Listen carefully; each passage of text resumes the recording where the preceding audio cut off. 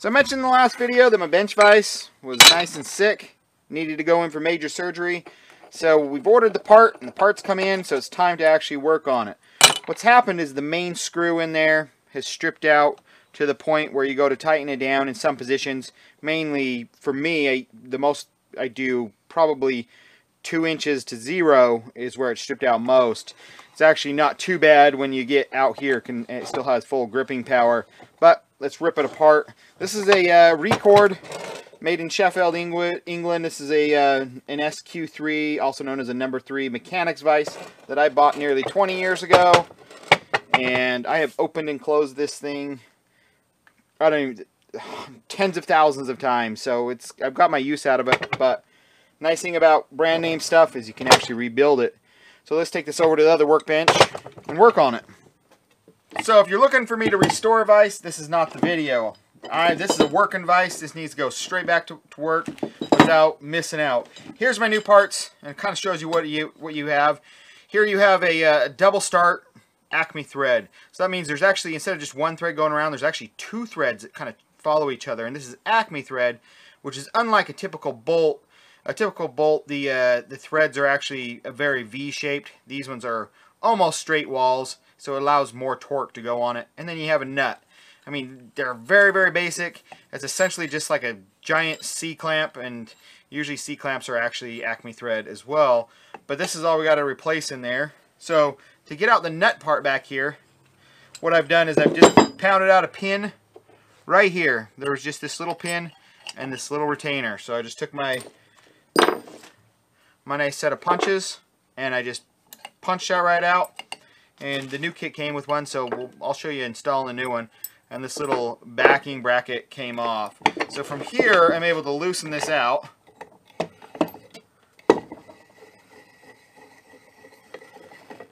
And now, if I push, it pushes my entire nut out the back.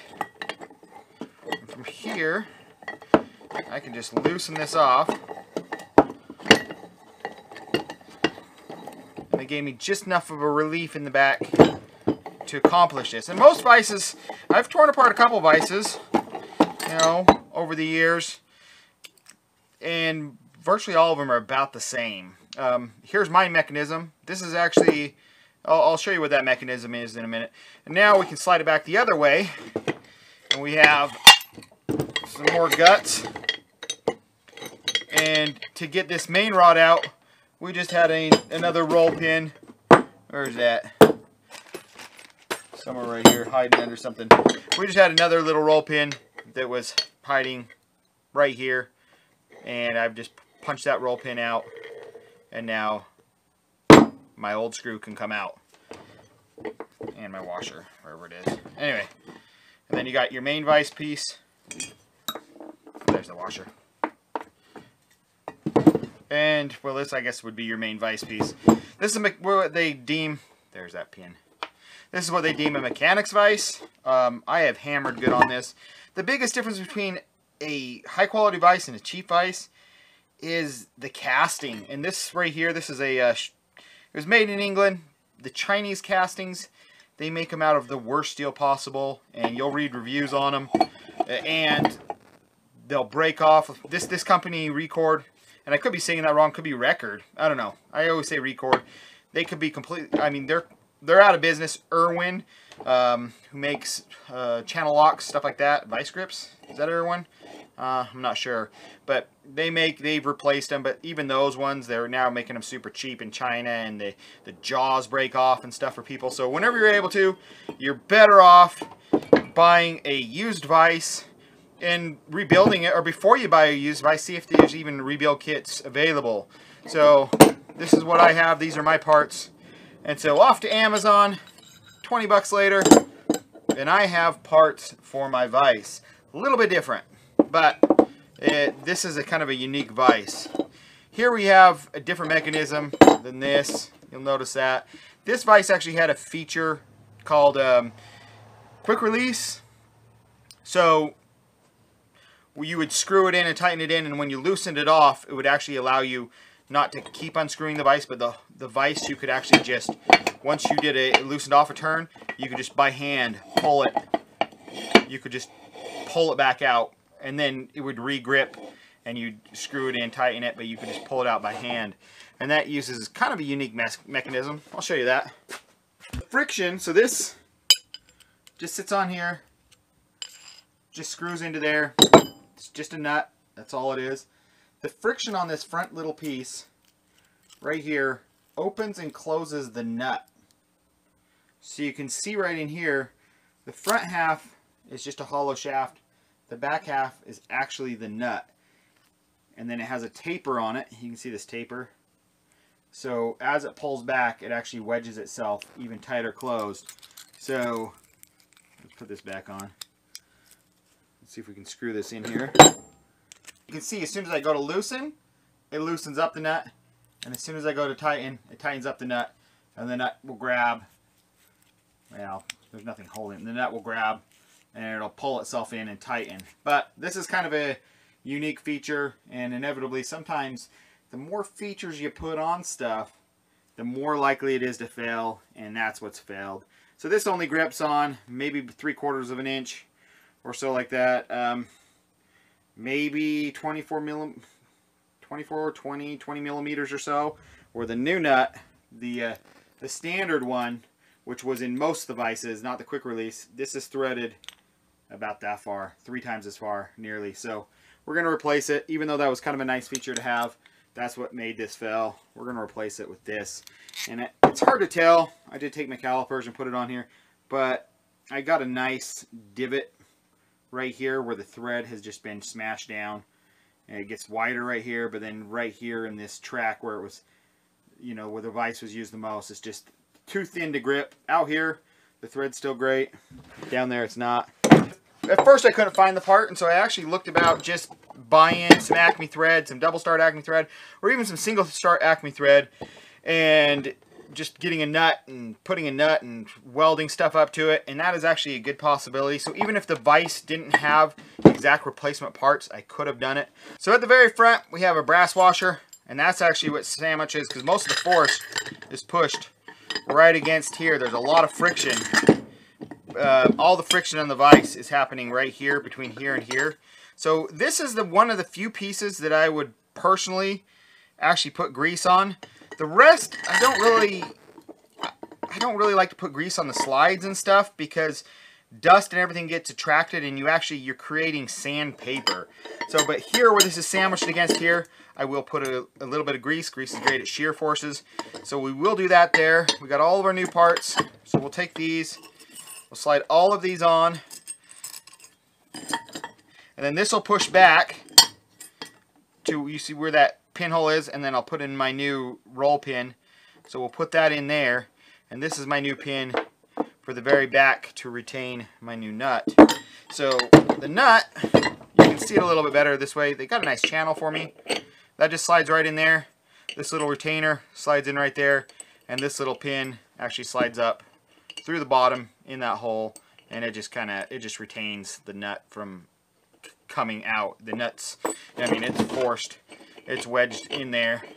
We'll clean this up just a little bit, but it doesn't need to be that pretty. So we'll install the roll pin, and if you've never used these roll pin punches, I got these nice USA set. They're actually not that badly priced. They got a little bump on there. It makes removing and installing roll pins absolutely amazing.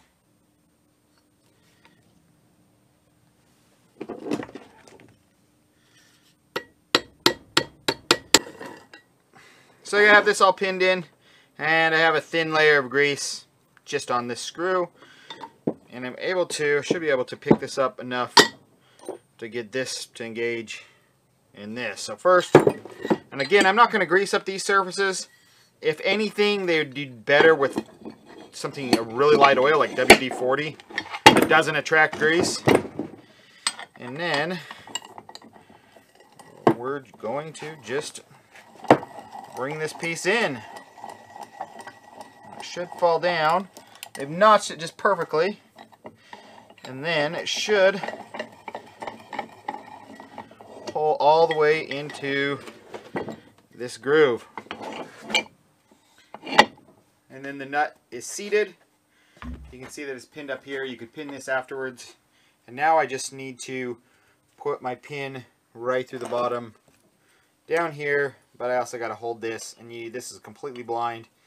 You guys cannot see this, but this will go up in here, and I just drive this pin up through there and up through there, and that just kind of holds everything. There we go. And just a couple little whacks.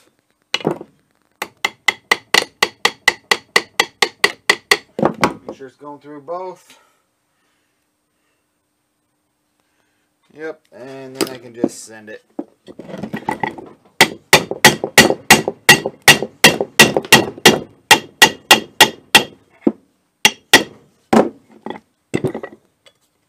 There we go. And it just runs into the back. That pin just runs right back into the back of that nut. Everything is back together. And that's how you repair a vise. Let's put this back on its base and see how it vices. And then there's just two nuts that just screw down into the little plate that can't pop up through the bottom.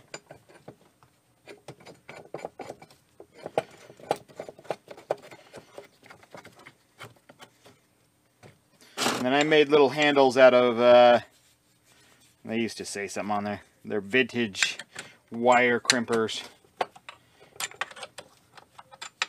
And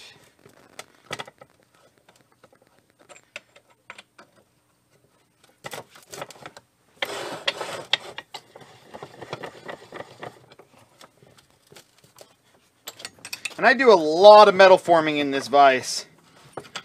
So it's used to taking a load and bending stuff. Not just holding stuff, but I take stuff, bend it,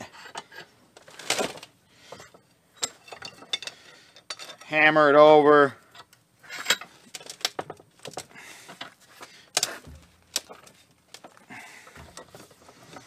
Yeah, seems to be working out good.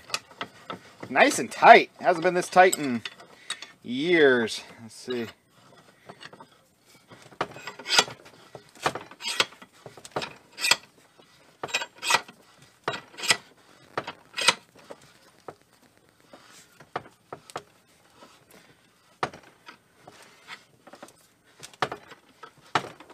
Nice. And then put my soft jaws back on. This one's the front. If you want to see a video on making soft jaws for them, these are copper soft jaws. I'll put a link below or right after here. And if you want to see if maybe you have this model of vise, the number 3 record vise, I'll put a link to where I bought the parts as well. Bang bang. Bang bang. Bang bang. Bang bang. Bang bang. Oh, you did. You're all dirty.